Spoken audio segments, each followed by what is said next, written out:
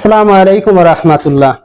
আমি যে বিষয়ে আজকে আলোচনা করব সেটা আছে ডিপোজ হলে সবচেয়ে বেশি কাদের ক্ষতি হয়। যে ডিপোজ হয়ে বর্তমান সমাজে অধিকাংশ সমাজে দেখা যায় ডিপোজের সংখ্যা বেড়ে গেছে। যদি শতকরা 100 জনের বিবাহ হয় তাহলে দেখা যাচ্ছে 30 থেকে 35% লোকের ডিপোজ হয়ে যাচ্ছে। তো এই ডিপোজ হয়ে গেলে কাদের সবচেয়ে বড় ক্ষতি হয় এই বিষয় নিয়ে আমি আজকে আলোচনা করব। তো মূল পয়েন্টে আমরা চলে যাই, ভিডিও সংক্ষিপ্ত করি।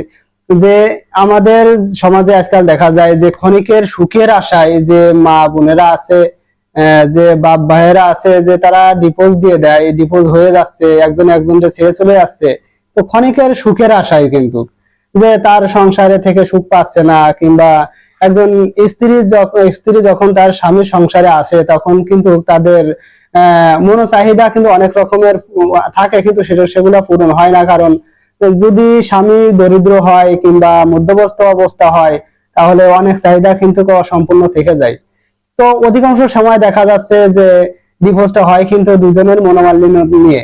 তো কি কারণে হয় এইসব নিয়ে আলোচনা করতে গেলে অনেকটা সময় লাগবে। তো আমি সংক্ষিপ্ত আকারে যে মূল পয়েন্ট গুলো আছে সেগুলো আমি বলি। যে আজকাল সমাজে ডিভোর্স হওয়ার পর দেখা যাচ্ছে সবচেয়ে বেশি বড় ক্ষতি হয় যদি তাদের বাচ্চা থাকে তাদের উপরে।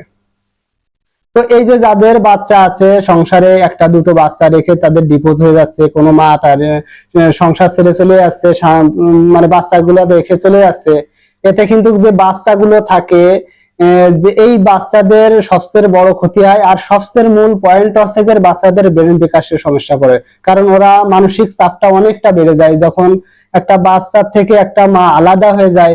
তাদের কিন্তু ব্রেন বিকাশে অনেকটা সমস্যা দেখা দেয়, তাদের ব্রেনটে অনেকটা ক্ষতি হয়ে যায়, অনেকটা প্রভাব ফেলে তাদের উপরে, মানসিক সমস্যা বেশি দেখা দেয় তাদের পরে।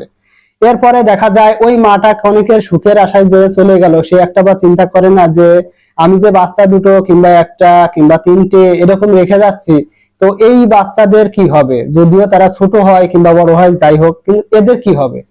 তো ক্ষণিকের আশায় যে মা বোনেরা তারপরে বাবা ভাইয়েরা যে ডিপোজ একে অপরকে ছেড়ে চলে যাচ্ছে, কিন্তু মূল পয়েন্ট হচ্ছে যে বাচ্চাগুলো থাকে দুইজন কিছু সময় সুখের আশার জন্য দুইজন দুই পথে চলে যাচ্ছে, কিন্তু মধ্যবস্থ অবস্থায় যে বাচ্চাগুলো থাকে তাদের কিন্তু বড় ধরনের ক্ষতি হয়।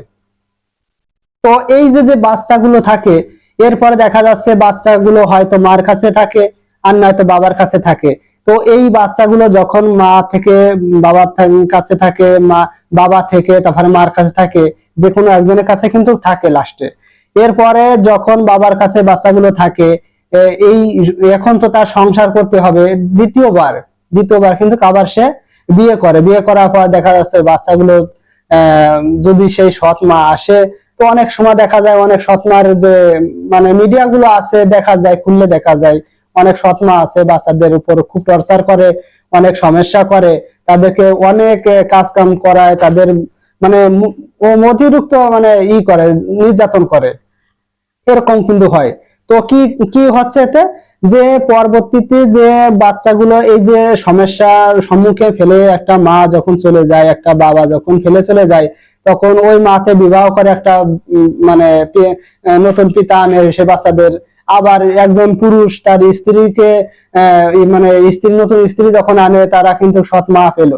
তো এদের কাছ থেকে কিন্তু তারা কোনো সময় জন্মিও যদি মানসিক চাপের সম্মুখে পড়ে মানুষের সামনে যদিও ভালো ব্যবহার করে, কিন্তু অনেক বছরে তারপরে ওদের মানুষের দৃষ্টির আড়ালে যে ক্ষতিটা হয়, ক্ষতিটা করে, এটা কিন্তু মানুষের চোখের সামনে আসে না। ওই এতে কিন্তু ওই বাচ্চাদের উপর বড় ধরনের ক্ষতি হয়। তো আজকাল যে সমাজে ডিভোর্সটা বেড়ে গেছে, এতে কিন্তু আমাদের যে গভর্নর আছে, যে সরকার আছে, এটা কিন্তু পদক্ষেপ নেয় না। এরপর দেখা যায় ওই যে বাচ্চাগুলো থাকে তারা কিন্তু মানুষের সমাজে বেড়ে ওঠে অনেক নির্যাতন সহ্য করে। আমিও ভুক্তভোগী, তার কারণ যে বাচ্চাগুলো থাকে তারা কিন্তু সমাজে মাথা উঁচু করে চলতে পারে না, যে তোর মা চলে গেছে, তোর বাবা চলে গেছে তোদের ফেলায়, এই সেই নানা কথাবার্তা, উল্টোপাল্টা কথাবার্তা বলে তাদের ব্রেন বিকাশে আরো সমস্যা সৃষ্টি করে দেয়। এর ফলে তাদের মানসিক একটা যন্ত্রণা আসে, মানসিক একটা চাপ আছে, তারা সহ্য করতে পারে না। এক পর্যায়ে দেখা যাচ্ছে অনেক বাচ্চারা কিন্তু ব্রেন সমস্যায়, মানসিক সমস্যায় তারা কিন্তু এদিক সেদিক হয়ে যায়, অনেকে পাগল হয়ে যায়, এরকম হয়।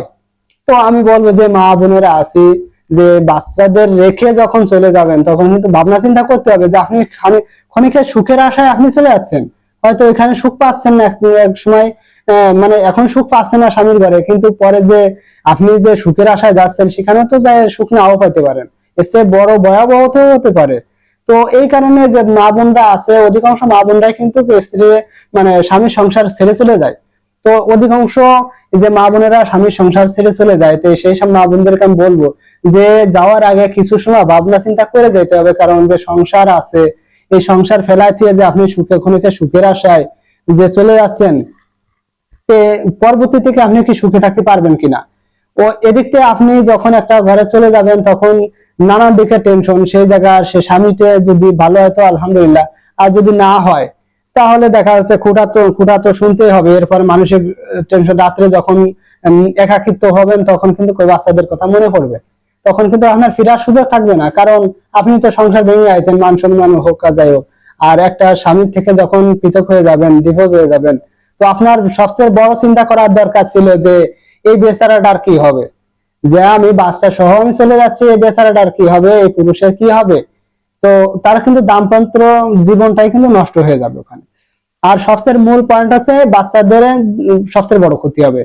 তো অধিকাংশ সমাজে 100% লোক বিয়ে করলে তার 35% লোকের ডিভোর্স হচ্ছে, 30% লোকের ডিভোর্স হচ্ছে, এরকম তো হচ্ছে। হওয়ার পর দেখে বাচ্চাগুলো থাকে এদের বাড়ি বড় সময় যে আস্তে আস্তে বড় হয়, তারা কিন্তু নানান রকমের পেরেশানি নিয়ে তারা বড় হয়।